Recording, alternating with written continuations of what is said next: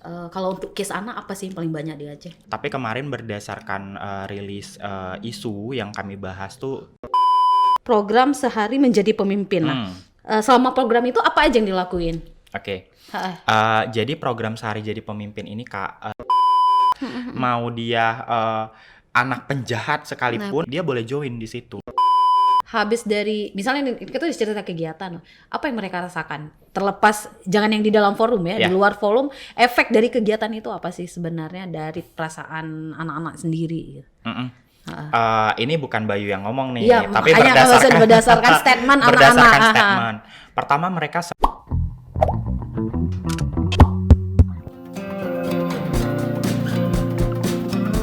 Ketemu lagi di podcast kita. Hai Bayu. Hai.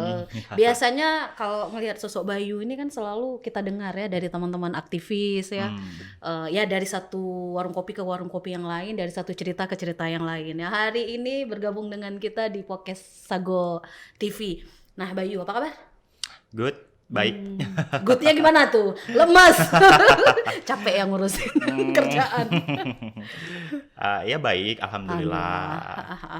Jadi sekarang sebenarnya Bayu tuh di mana sih gitu? Kok perasaan di mana-mana aja gitu. Jadi itu kita selesaikan dulu ya kan supaya pemirsa juga tahu ternyata Bayu tuh aktifnya di sini sebagai aktivis ini. Ya walaupun kita mungkin banyak tahu bahwa aktivis ini Bayu ini adalah salah seorang aktivis yang bergerak di bidang anak ya. Correct me if I'm wrong karena sering nampak lah ya, habis itu sering menggaungkan isu-isu anak dan isu kepemudaan. Walaupun kalau kakak sih sering lihatnya di isu-isu anak gitu.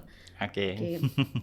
Kalau Bayu sekarang tuh aktifnya di Mitra Muda UNICEF Indonesia. Jadi platform anak muda yang dibuat oleh UNICEF. Kita ada 75 orang yang tersebar di seluruh Indonesia di bawah UNICEF Indonesia. Kemudian selain itu juga Bayu lagi rintis lembaga namanya Youth ID. Oh Youth ID. Oh iya. Youth ID. Jadi fokusnya adalah pengembangan kapasitas anak muda, tapi secara nggak langsung juga include di dalamnya tuh anak dan remaja gitu. Apa aja sih yang udah dilakuin selama ini? Mungkin bisa cerita ke kita dikit. Jadi sebenarnya kalau bicara soal dunia anak tuh Bayu lebih kurang udah 10 tahun. Waduh. Berkecimpung di situ. Lama juga ya, 10 tahun. Iya Kak, udah tua-tua di situ kan. Jadi senior lah ya, udah suhu sensei. Iya. Kalau kata orang Jepang. Jadi berawal tuh dari partisipasi anak karena kalau dilihat di Aceh kan dulu ada partisipasi anak itu masih dianggap sebagai apa ya, tabu kali ya. Tabu. Ya susah, kalau anak-anak tuh susah diberi kesempatan buat ngomong karena apa sih bocil kayak gitu kan. Benar. Ya sampai habis tuh di 2013 awal tuh startnya kembangkanlah namanya tuh platform Forum Anak.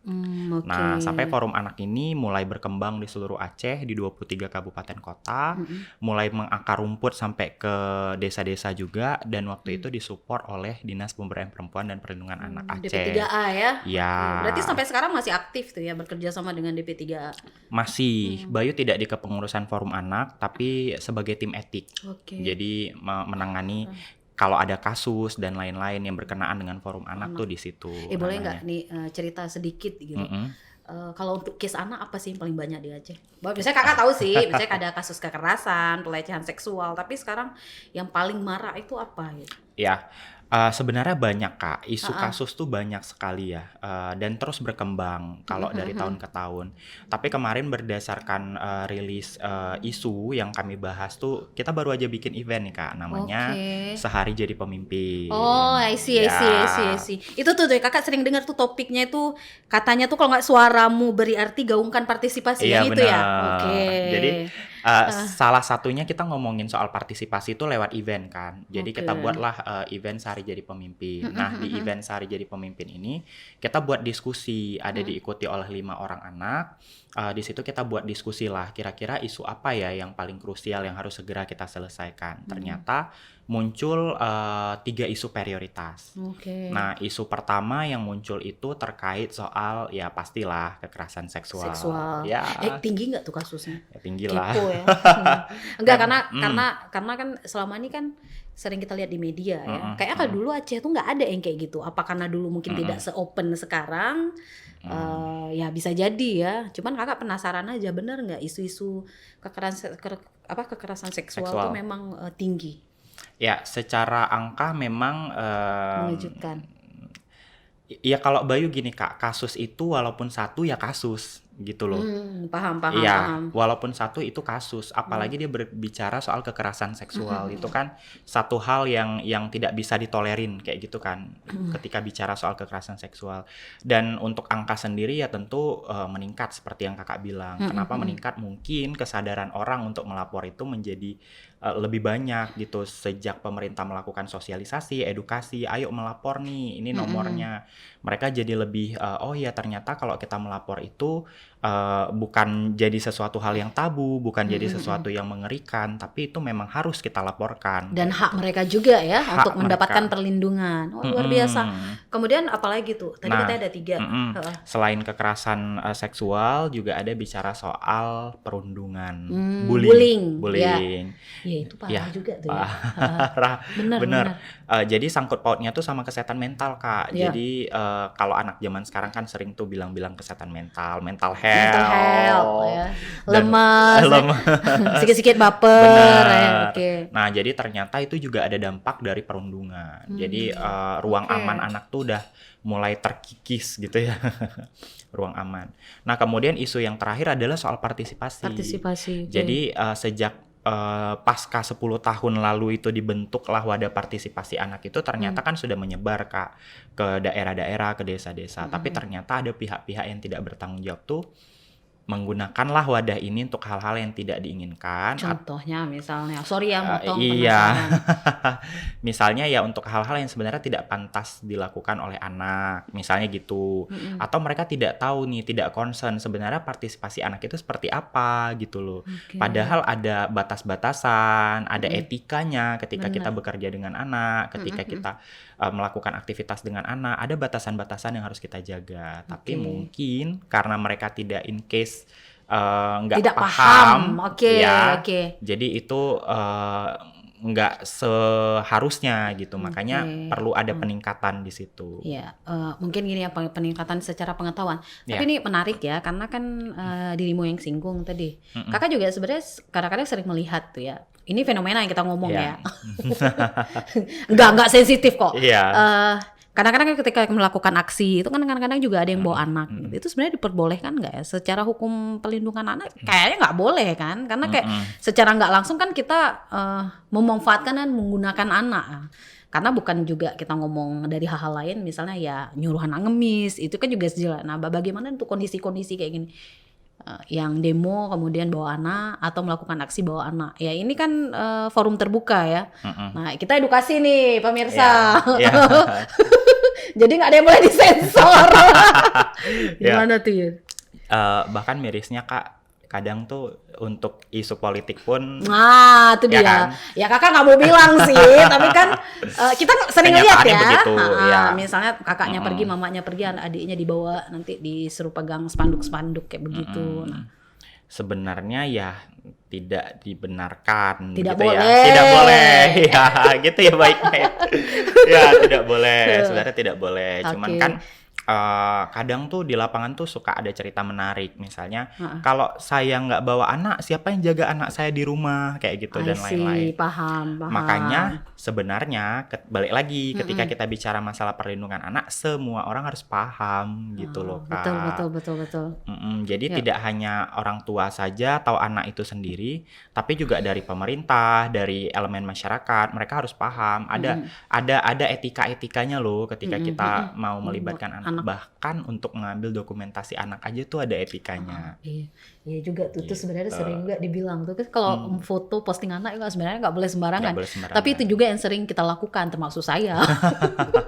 Pelan-pelan ya. Ya sebenarnya kan kita ngobrol kayak gini itu kan untuk kasih tahu kan, agar kita lebih teredukasi kan bahwa oh ternyata ada hal-hal yang patut dilakukan atau ada mana yang boleh, mana yang enggak ya ketika kita berbicara anak. Karena ketika berbicara anak juga berbicara hak anak.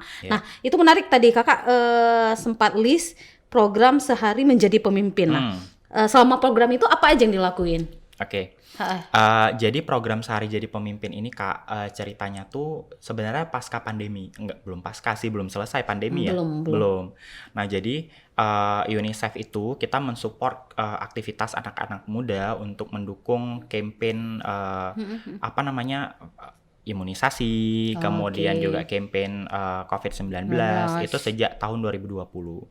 Nah, kemudian di tahun 2021 kemarin, teman-teman yang tergabung dalam Aceh Youth Action itu bikinlah satu kegiatan namanya Sehari Jadi Pemimpin. Nah, sukses tuh di tahun lalu. Tahun ini kita buat lagi. Nah, mungkin banyak pertanyaan, apa sih sebenarnya Sehari Jadi Pemimpin ini gitu kan? Iya. Jadi Sehari Jadi Pemimpin ini sebenarnya sebagai bentuk dukungan kita untuk anak-anak yang ingin menggaungkan partisipasi tadi. Jadi mereka tidak hanya berpartisipasi untuk dirinya, tapi dia berpartisipasi untuk lingkungannya. Maksudnya apa?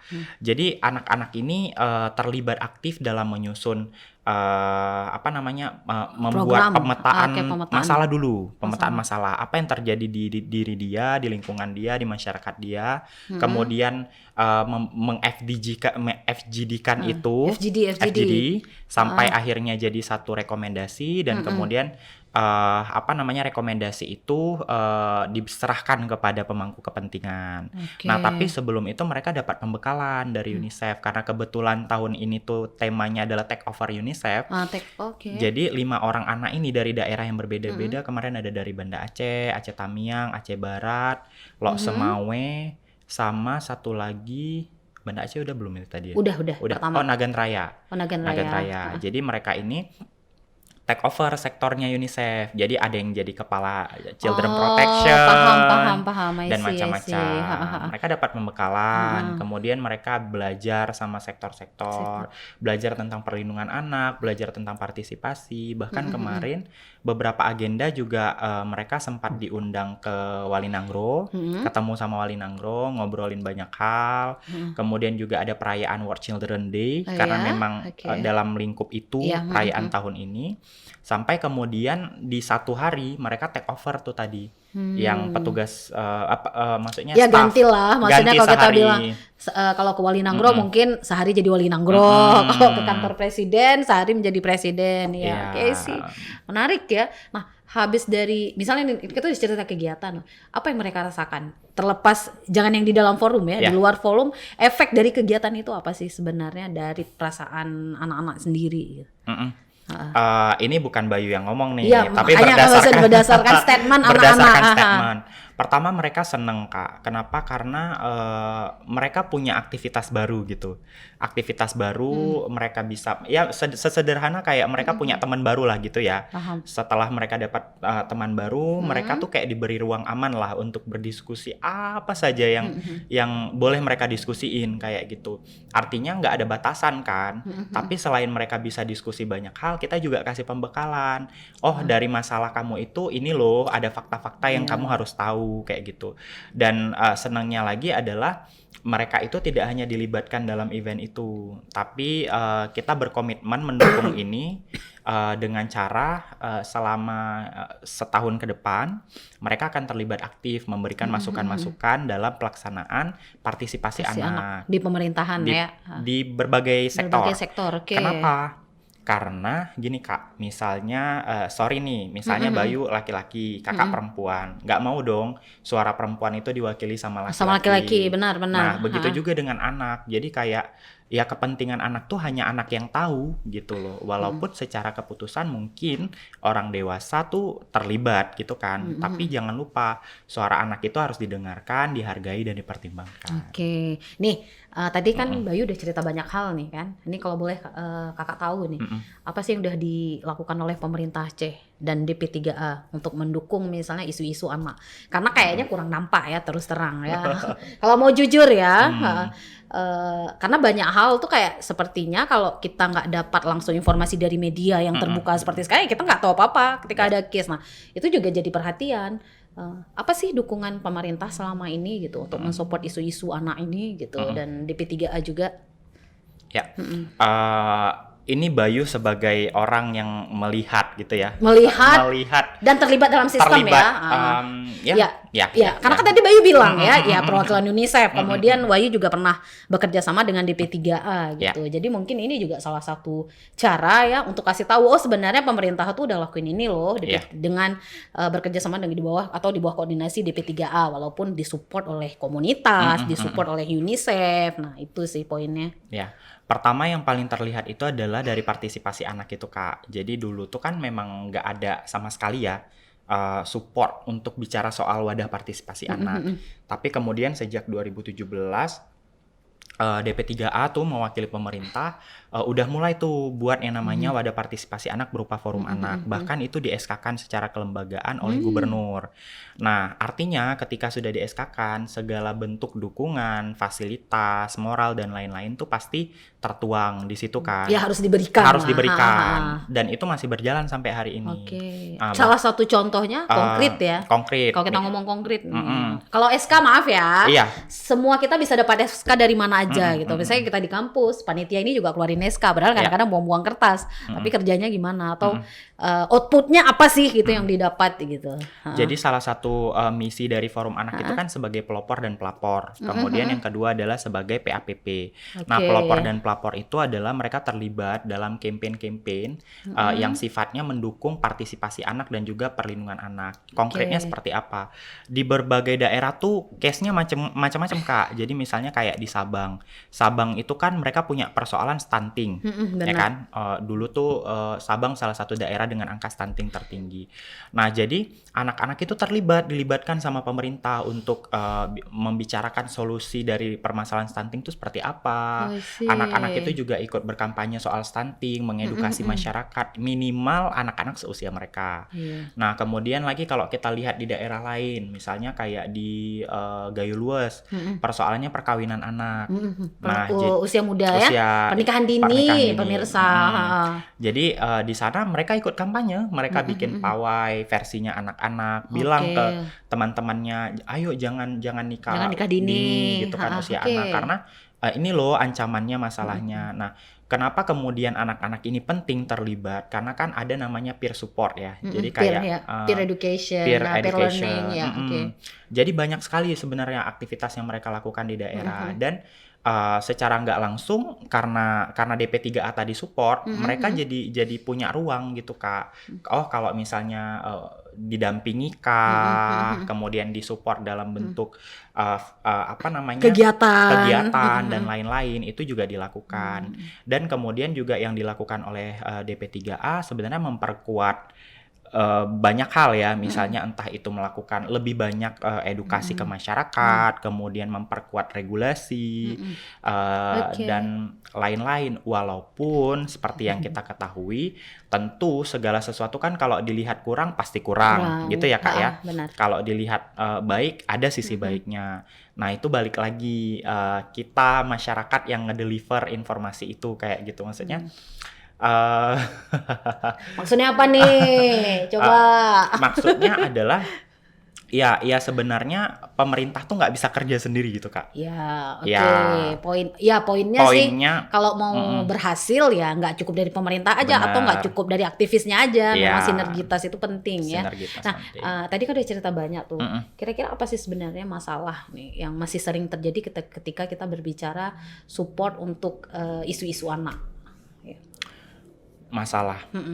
Kalau Bayu sendiri, karena hari ini kita ngomongin partisipasi anak, masalahnya tuh ya partisipasi anak. Enggak, maksudnya berarti ini ngomong partisipasi anak, berapa persentasenya kira-kira menurut Bayu kalau di Aceh anak-anak tuh persentasenya kurang untuk partisipasi? Gini, sebenarnya partisipasi anak itu kita nggak lihat dari ukuran persen. Jadi yang dimaksud partisipasi anak adalah kan kita tahu, Kak, dari berapa sih penduduk Aceh sekarang 5 apa 7 gitu juta. sepertiganya itu adalah usia anak 18 tahun ke bawah. Nah, tapi kadang banyak kebijakan-kebijakan yang berkenaan dengan perlindungan anak itu tidak mendengar suara anak. Jadi misalnya sesederhana kayak mau bangun sesuatu, mau membuat program sesuatu, itu nggak ditanya ke anaknya. Sebenarnya yang kamu butuhin itu apa, kayak gitu. Nah, akhirnya apa? Banyak program-program juga nggak relevan gitu kan, nggak sesuai jadi dengan kayak kebutuhan sebenarnya anak. kita ujungnya kayak buang-buang dana juga ya, karena kurang tepat sasaran. Ya. Dia lucu, mimiknya tidak mengiyakan, tidak mengenggak, tapi kalau enggak gitu deh. Ya, ini gini. Sekarang gini, kita nih ngobrol ya. Kita ngobrol yang pertama untuk edukasi, kedua juga kita sebenarnya juga mau melihat kan sebenarnya positifnya apa, masalahnya di mana. Sebenarnya ya nggak perlu khawatir juga misalnya Bayu gitu kan. Kita bukan mau ini bukan sangat independen ya. Iya, sangat independen ya. Tapi juga kita butuh clue-clue itu gitu, agar ya itu tadi ya, mau masyarakat, mau pemerintah juga mau agar lebih memberikan perhatiannya ya kepada isu-isu anak. Nah, oke, ada lain nggak gitu yang sebenarnya sangat menarik yang selama ini misalnya ketika kita berbicara isu anak tuh seperti terlupakan? Selain partisipasi ya, partisipasi anak. Perlindungan anak itu sendiri Kak ya mungkin ya menjadi satu persoalan. Kan bicara perlindungan sebenarnya banyak hal ya. Perlindungan anak dari kekerasan seksual, perlindungan anak dari ancaman kekerasan, misalnya perlindungan anak dari bully. Nah, ini juga yang harus sebenarnya tuh masih jadi PR kita bersama. Kenapa? Karena kalau kita bilang ini bukan masalah, buktinya angkanya masih ada, masih tinggi dari tahun ke tahun masih itu. Semua orang bilang, oh kita darurat kekerasan, konkretnya apa gitu kan? Ya actionnya apa gitu loh. Nah, itu. Kemudian yang lain adalah kalau Bayu nih memandang kita tuh juga masih punya persoalan dualisme hukum, perlindungan anak. Kita punya undang-undang perlindungan anak, tapi di sisi lain kita juga punya kanon jinayah. Nah, ini juga masih jadi problem sebenarnya. Kalau bicara anak tuh kita harus ambil yang mana? Apakah kita ambil kanon jinayah? Apakah kita ambil undang-undang perlindungan anak? Ribet juga ya. Memang kalau udah ngomong hukum nih berat, Bayu. Lemas gitu. Mungkin itu di sesi pembahasan lain kayak. Mungkin gini aja. Kalau yang kakak tangkap sih dari statement Bayu tuh bahwa ini kan juga jadi perhatian kita juga ya, pemerintah, mungkin nanti juga DP3A ya, bahwa oh ya udah ternyata case-nya kalau untuk di Aceh karena dua payung hukum, ya mungkin pemerintah nanti lebih mengkampanyekan aja, oh kalau untuk kasus anak karena kita mungkin di Aceh pegang yang ini aja gitu, kecuali ada hal yang nggak bisa pegang di Aceh, mungkin baru ngambil yang payung hukum undang-undang negara ya. Tapi kakak susah ya, karena ini kalau ngomong hukum ya kita harus benar-benar paham dan nggak bisa juga hanya sebatas kita ngomong kayak gini, memang harus kita pecahin detail. Misalnya ya itu tadi ya, dari dua ini mana yang lebih bagus untuk dipegang, itu kan jadi pertanyaan lagi ya, jadi panjang. Iya benar. Nanti kita buat sesi khusus ya. Kalau DP3A sendiri nih ya, yang menarik, mereka menyediakan nggak misalnya layanan-layanan yang berhubungan dengan anak, misalnya untuk membantu 3 persoalan besar tadi gitu. Ada nggak tempat ya gini, misalnya ada anak mengalami case kekerasan, kalau ke DP3A tuh disediakan nggak gitu perlindungannya, nah yang kayak gitu. Di DP3A tuh ada namanya layanan perlindungan anak. Kalau dulu namanya P2TP2A. P2TP2A. Kalau sekarang udah jadi UPT-DPPA. Nah, jadi kalau misalnya teman-teman di rumah nih punya mengalami, merasakan atau bahkan melihat, itu boleh lapor ke situ kayak gitu Kak. Bahkan bisa dapat pendampingan hukum, bisa dapat pemulihan korban juga, pendampingan pemulihan kayak gitu, dan berbagai fasilitas lainnya. Tapi selain itu juga sebenarnya nggak hanya bicara DP3A, di kepolisian kan kita juga punya ya Kak ya, unit PPA, dan itu udah terintegrasi semuanya. Jadi datanya saling sharing, dari unit PPA juga bisa ke UPT DPPA dan sebaliknya kayak gitu. Berarti sebenarnya solusinya banyak ya. Banyak. Maksudnya ya gitu, kalau memang nyamannya ke pemerintah ya ke DP3A, mungkin nyamannya ke polisi ya ke polisi, atau butuh pendampingan secara ya personal misalnya ya ke komunitas. Ya. Bahkan cuman, sekarang Kak ada by phone. Oh, by phone, by call. 129. 129 ya. Iya, Jadi kalau 129. nanti dicek deh. Dicek. Ini nggak apa-apa, biasa tuh. Namanya juga banyak yang dikerjain banyak kan. yang dikerjain. Berarti kalau by call itu sebenarnya lebih praktis ya. Lebih praktis. Ya setidaknya hari ini apa orang tua, apa anaknya ketika merasa menjadi korban bisa langsung. Mungkin kan ada Iya. orang yang malu ya. Selain malu ke akses. Akses, Mungkin mereka untuk datang ke tempat layanan tuh susah. Jadi kalau dengan telepon layanan bisa jemput bola kayak gitu, bisa datang ke lokasi korbannya kayak gitu. Bayu sendiri kenapa bisa tertarik di dunia ini? Ha, Ya pertanyaan ya. Enggak, maksudnya gini, maaf ya. Kalau kita ngomong konteks keacehan itu kalau misalnya aktivis perempuan banyak ya. Maksudnya wajar sih karena Iya, kan banyak iya, isu iya, kan. iya. Kemudian kalau kita ngomong jadi ya politisi juga. Ya memang ruangnya Aceh ini kan memang kalau isu-isu seperti itu kan memang sepertinya sangat menarik gitu. Iya, sangat seksi ya. Seksi banget malah, bukan sangat seksi ya. Jadi ini kenapa akhirnya memutuskan kok jadi seneng gitu di dunia anak ya. Ini sangat personal sebenarnya. Jadi dulu dulu Bayu tuh sekolahnya itu di Simelu, Kak. Oke, paham. Tahu Simelu di mana? I know, I Jelas like it. dong. Jadi ikut papa mama, jadi sekolah lah di Simelu. Nah, ya you know, I'm disability person, ya. Jadi in case itu yang kemudian membuat Bayu jadi susah diterima di masyarakat. Kenapa susah? Iya, karena waktu itu tuh masih sedikit tabu ya dengan situasi Paham. disabilitas gitu Iya, kan. Ya pandangan orang ya. Pandangan orang. Nah, tapi karena mungkin Bayu punya basic keluarga yang good family, supportive sistemnya bagus iya, gitu. Jadi masih berusaha kayak misalnya berusaha untuk menyekolahkan Bayu di sekolah umum kayak gitu. Ya malah akan jadi masalah kalau Bayu sekolah di sekolah luar biasa misalnya karena Bayu secara kognitif, secara ini nggak punya permasalahan.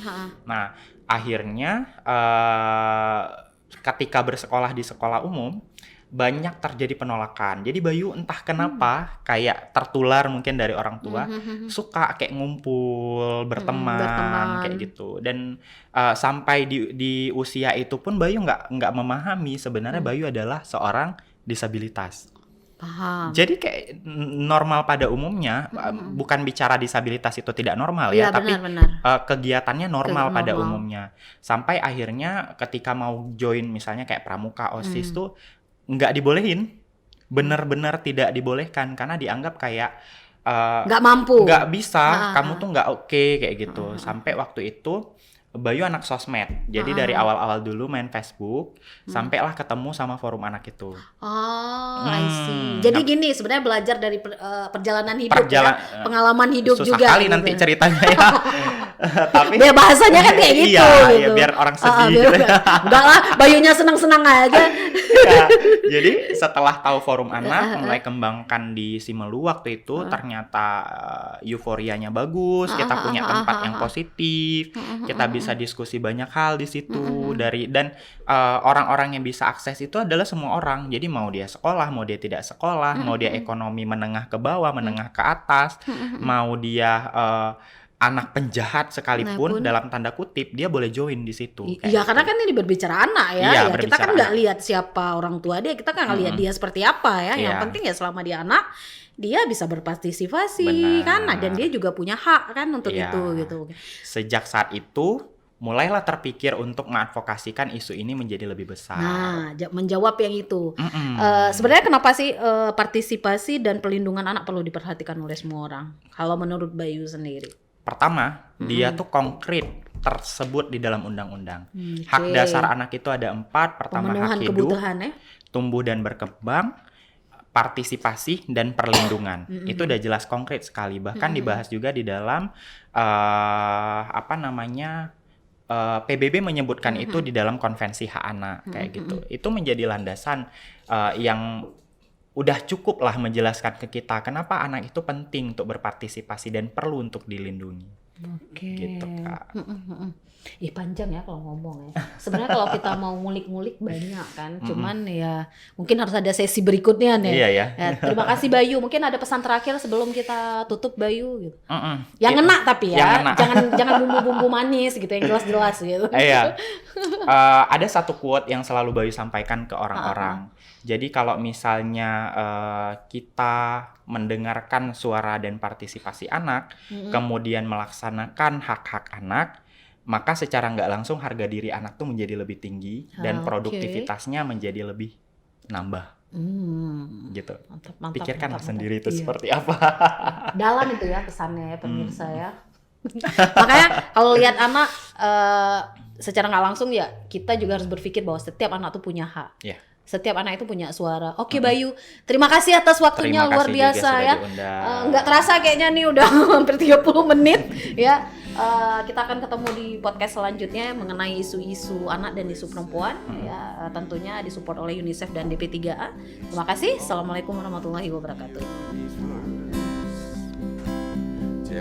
Jika video ini bermanfaat untuk Anda, silakan subscribe, like, dan nyalakan loncengnya. In time of sorrow, when everybody falls into the sadness, love will reveal for those who hunger for the love.